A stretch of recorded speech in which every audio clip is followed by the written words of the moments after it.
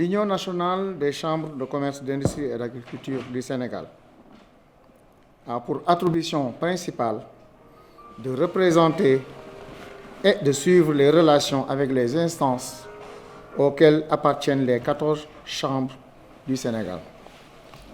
Ceci au bénéfice exclusif du secteur privé national. Sur le plan international, ce rôle de premier plan est assujetti aux cotisations contractuelles et afférentes.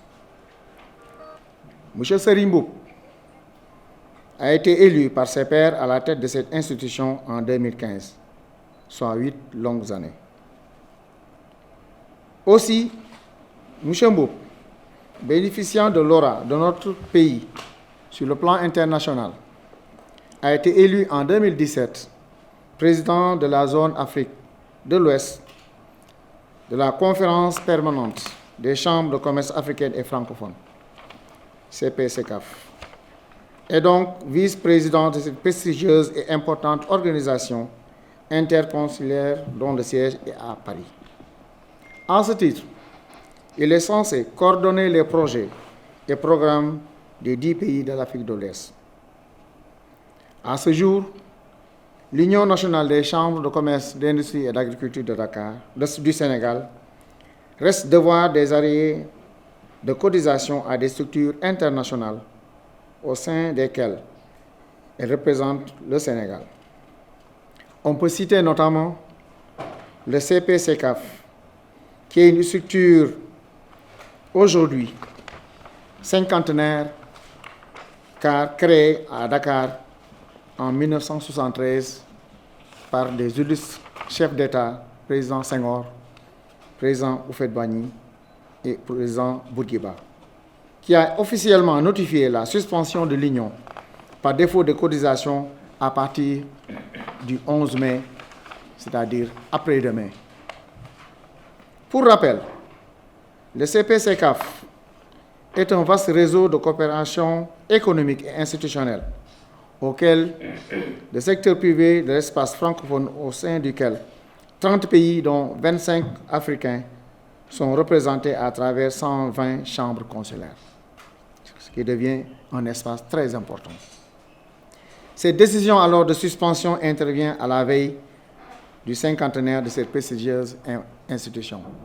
En outre, durant son mandat de 3 ans à la tête de la zone Afrique de l'Ouest, de cette importante structure internationale qui est la conférence permanente des chambres consulaires africaines et francophones, il n'a tenu de réunion aucun à caractère sous-régional, ni mené aucune activité d'envergure, le président. Au plan interne, sur le plan national, aucun jalon significatif dans le sens du positionnement de l'Union nationale des chambres de commerce du Sénégal comme interlocuteur privilégié des autorités n'a été posé. Fort de tous ces manquements et constatant ces nombreux dysfonctionnements, 7 présidents de chambres de commerce, dont Ziguinchor, Saint-Louis, Kolda, Dakar, nous sommes, Louga, Tambacounda et Kaffrine, pour redonner à l'Union son lustre d'antan, comme vous le savez, ont pris leurs responsabilités en demandant à l'autorité par lettre en date du 31 octobre 2022 de convoquer une assemblée générale extraordinaire avec pour seul point de l'ordre du jour le renouvellement du bureau de l'Union nationale des chambres de commerce et d'industrie du Sénégal. Notre ministre de tutelle, privilégiant le dialogue et la concertation, le ministre du Commerce, et pour apaiser ce climat délétère, a préféré d'abord faire une médiation entre les différentes parties pour une solution de sortie de crise. Cette médiation n'ayant pas abouti, le ministre demande donc dès lors, par lettre en date du 21 mars 2023, soit 4 mois après cette saisine, de convoquer l'Assemblée générale extraordinaire de lui en communiqué de cette date.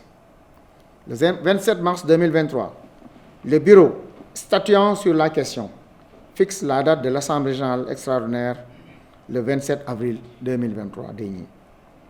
Par lettre en date du 12 avril, le président lui-même de l'Union décide, sans autorisation du bureau, de repousser la date de la réunion convoquée à la date du 4 mai. Le 28 avril 2023, il décide encore une nouvelle fois, sans concertation aucune, de repousser encore la date de l'Assemblée générale prévue le 4 au 25 mai, pour des motifs non fondés, comme la participation au Salon international marocain, programmé de longue date et connu de tous, parce que comme vous le savez, les rencontres de salons et de foires, c'est des calendriers internationaux qui se décident au début de chaque année. L'organisation des foires de la Chambre de commerce et d'industrie d'agriculture de Saint-Louis et de Ziguinchor, dont les présidents eux-mêmes lui ont pourtant notifié qu'ils ne sont pas demandeurs d'un report. Les 7 présidents demandeurs de la tenue de l'Assemblée générale extraordinaire, constatant le dilatoire du président et n'acceptant pas cette démarche, ont décidé d'être présents à l'Assemblée générale extraordinaire des 4. Donc, ils ont refusé catégoriquement le report du président. Ayant constaté l'absence du président de l'Union de cette réunion, la séance fut présidée par le premier vice-président en présence du représentant du ministre du tutelle, le directeur du commerce intérieur,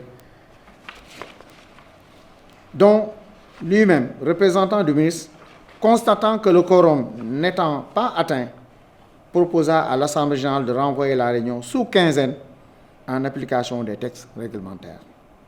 Ainsi, l'Assemblée générale extraordinaire de l'Union nationale des chambres de commerce, d'industrie et d'agriculture de Dakar, avec comme seul point inscrit à l'ordre du jour le renouvellement du bureau convoqué le 19 prochain.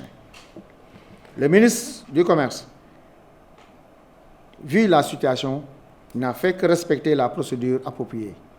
Voilà les faits. Rien que les faits et tous les faits. Rien que la vérité. Tout le reste est élucubration et tentative de manipulation de l'opinion.